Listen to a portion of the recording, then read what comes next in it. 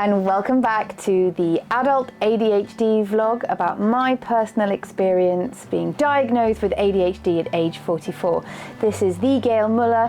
Usually talk about hiking and the outdoors, but now I'm interspersing that with some excellent and hopefully informative and useful content around being diagnosed with ADHD as an adult. Today I would like to talk to you about the questions that you will get asked to fill in on a form, or the doctor might ask you themselves as part of a pre-screening process for ADHD before you meet with the psychiatrist or the professional who will be assessing you.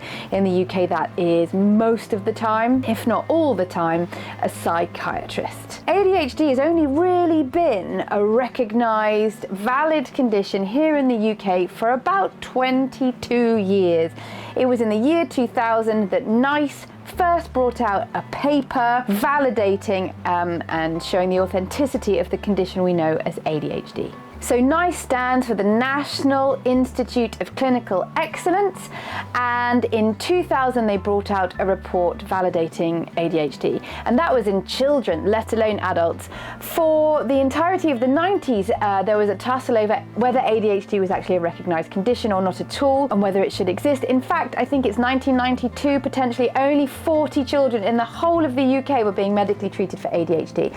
We were not working at the same speed or understanding ADHD at the same speed as other countries like Australia or even South Africa, who were much further along in their understanding of ADHD as a neurodiversity condition. ADHD was not seen as this umbrella condition, yet hyperactivity, hyperkinesis, which is part of that condition, was seen as a standalone thing that was treated in children and recognised before ADHD was. The guidelines for it are relatively recent, yet already reasonably archaic, in that they're often tailored to a more outward presentation of ADHD. Hyperactivity that's external rather than internalised hyperactivity, which you could often find in girls rather than boys, lots of internal hyperactivity. It's not surprising to me, really, having read a lot of research, and the more I study and the more I try and learn about ADHD for my masters and just for pure personal interest, it's not surprising that so many more adults now, and especially women, are seeking diagnosis, especially after lockdown, when people's coping mechanisms were disrupted. Whatever coping mechanisms they'd created in their lives were all being managed by different tightly controlled aspects of their lives, even if they didn't realise it. I'm one of those people, and I had quite a free-roaming, semi-chaotic life of travel, tutoring all over the world, flying to lots of different places, hiking, and that for me was thrilling and exhilarating, especially the travel aspect. And that was how I was managing my need for lots of dopamine, exciting things, new experiences, new people. All of those ADHD issues were being met by how I'd structured my life. And it didn't work when the world locked down, and I was very aware that lots of the feelings that I'd used to cope with by moving, hiking, traveling, meeting people, etc., were gone. So I suffered greatly. So when I was presented with the questions, which I'll share with you in a moment, to answer in detail with evidence, I was a little taken aback and found them very challenging to answer. So if you're also coming to those questions with any other co-occurring neurodiversity issues, or if you are dyslexic, or if you are finding literacy difficult and don't have a strong background in being able to present yourself through the written word clearly and in the way you'd like to, and you're better at talking, it can be really challenging to try and condense a lifetime worth of struggle that you maybe don't have a clear linguistic handle on to share with somebody, because they are innate parts of you that you've just assimilated and you don't even realise are unusual, because you've just had to assimilate them into your being, mask them and cover them up in order to thrive in the world at hand. So having to dig those out and unwrap them and peel them all apart so they stand alone as issues to present, very hard. But give it time, think carefully around the questions. You will be able to dig up examples, and hopefully you'll be given a chance to express those in more detail during assessment. So when you go to your GP and you might say, I think I might have ADHD, and the GP will say, okay, why? Well, interesting, why? And you'll explain. And a GP may well put you forward to assessment if you are presenting symptoms that you also presented as a child, because with the current diagnostic criteria, you cannot be seen to have ADHD for the first time as an adult. It must have been present in your childhood. It must have always been present as a part of you. The second thing is that the symptoms you're presenting must not be caused by a different or a mental health condition, by a different condition or a mental health condition. They can't be explained as part of anything else that you're dealing with. And the third thing the doctor will want to know before they put you forward for assessment is that these symptoms are having a detrimental impact on your life, on your daily life that you're struggling with, whether it's you struggle to have intimate relationships, you struggle to maintain a job. It has to have a demonstrable effect on your everyday life. And if you have those three things, it's more likely the doctor will put you forward for an assessment. And then when you've been put forward to an assessment, you have the forms to fill in. You have to give your background. They'll often ask for they ask me for my medical records and to sign them open, if you like, to give them permission to read them, so they could see different things that have happened in my medical history that could also be flags for, oh gosh, this is often seen by somebody who has ADHD, as is this, for example, assessed for different other mental health conditions. Women who are eventually diagnosed with ADHD are highly statistically likely to have previously been diagnosed with or have struggled with and flagged anxiety, depression, potentially assessed for bipolar or cyclothymia, because the emotional dysregulation of ADHD, along with the other symptoms, can cause huge highs and lows. And if you don't know why you are struggling and finding these huge highs and lows coming out of nowhere into your day, can really present like bipolar. So you have to have these questions. You have to have a detailed assessment with a psychiatrist, which can be about 60 minutes to 90 minutes long.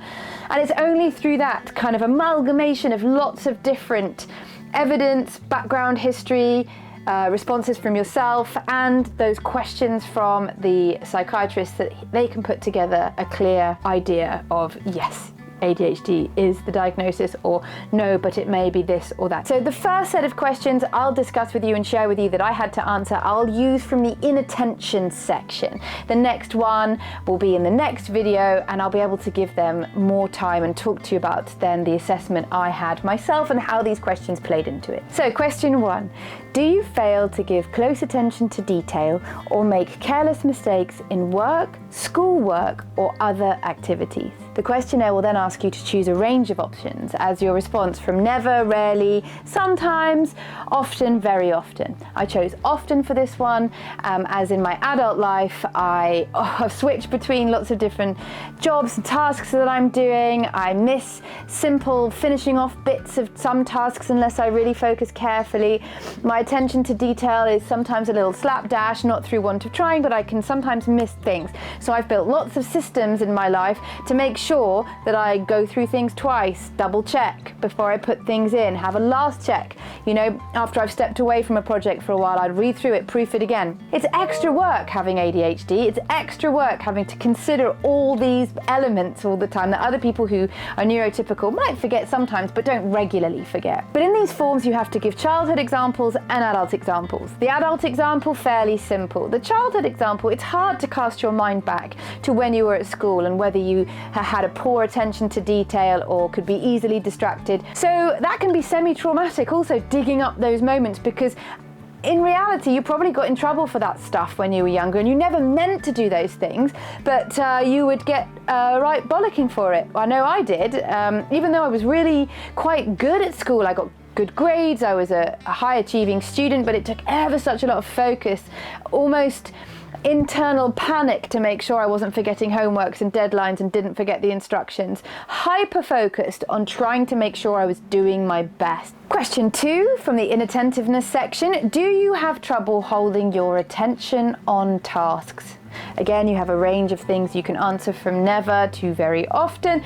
What did I choose? Just looking at my answers. Very often. Task switching, changing between revision topics when I was a child, changing between jobs I have to do as an adult, and actually you lose quite a lot of momentum when you do that all the time. But I'm often fascinated by the next thing I read. One of the simplest examples of this is how when I'm online I can be reading one thing and researching one thing, and then something else will come up in the corner of a blog and I'll say, gosh, that looks interesting, and I'll be down that rabbit hole, and then that will lead to another rabbit hole, and before I know it, I've wasted an hour and a half with 17 tabs tabs open on my browser when I just came in to do one thing, reply to one email that I was late replying to. So that's a simplistic example of something that I might have written in my form. Obviously, I'm not going to tell you all of the stuff I wrote in my form. It's deeply personal. But there are really universal ways that we can all understand the kind of thing they're asking for, I guess. And this doesn't not apply to neurotypical people. But the difference with ADHD is that these symptoms have a detrimental, stressful impact on your daily life and always kind of have. Question 3 from the inattentiveness section. Do you find it difficult to listen when you're spoken to directly?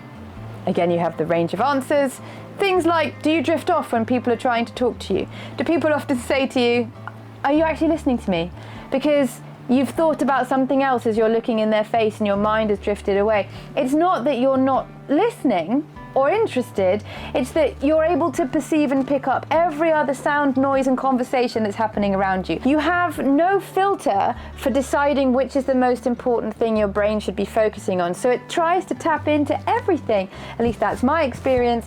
So I find it really hard to focus on one thing when anything else in the background is happening, and it can look like I'm not really caring about what the person in front of me is saying to me. I can guarantee that I am, but I can look like I'm not. Question 4 on the inattentiveness questionnaire. Do you find it hard to follow instructions or follow through on tasks because you get sidetracked or distracted? Yes. Question 5 on the inattentiveness questionnaire. Do you have trouble organising tasks or activities? Yes and no. It's difficult to answer these questions because often you'll find, especially if you're female, that you will have found many ways through your life to manage these innate difficulties.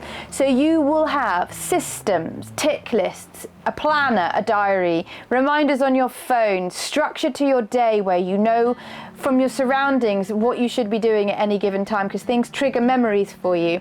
You might be able to organise parties brilliantly, organise your children's parties brilliantly, whatever it might be, because you mask and you have heaps of different ways to assist you in doing these things. But ask yourself about your childhood, ask yourself what happens when those structures aren't there. Would it all fall to pieces? Would it all be much more difficult? Did it all get much more difficult in COVID? Is it more difficult because you're perimenopausal and your hormones are different and that's causing your dopamine levels to fluctuate further? So lots of the strategies that you did have in place all of a sudden don't seem to be working quite so well for you. Any of those things can flag to you that this is an ongoing, long-standing symptomatic issue that you're struggling with. So, question 6 on the inattentiveness questionnaire. Do you avoid, dislike, or are reluctant to do tasks that require mental effort over a long period of time, like schoolwork or long projects, big essays, anything that needs you to focus on one thing for a really long time, whether it's starting a long letter, catch-up email to a relative, or I don't know, writing a report for your boss on something. Anything that you can see requires consistent, focused mental effort. You might know subconsciously you cannot hold that effort or that it's exhausting, so you may avoid it, put it off, or say, I don't do things like that. In fact, as a macro picture, your career or jobs may be shaped around avoiding those kind of activities. Question 7. Question 7 literally gives me some kind of memory PTSD from being a child. Question 7 is, do you lose things necessary for tasks and activities? Yes, always. Yes. My whole childhood is beset with, where's your PE kit? You left your shoes in the PE room again. Where's your ruler? Well, you had a ruler yesterday. You had scissors. Oh, this is teachers, my parents, always being very nice to me, all of them. But I was always losing things. And also as an adult, keys, wallet, phone. So I'm constantly double checking my pockets, triple checking my bag, always going, oh, keys. You know, I just look like a bit of a neurotic, but otherwise I'll lose things if I can't be permanently attached to them. And if object impermanence, if I can't see it, I forget it exists. Hence why I have like 3 or 4 of so many things, because I think, I need one of those. I'll get one, that looks great, and totally forget I've already bought one and it's in the cupboard. So that's a very often from me. Number 8, nearly there on the list of inattentiveness questions.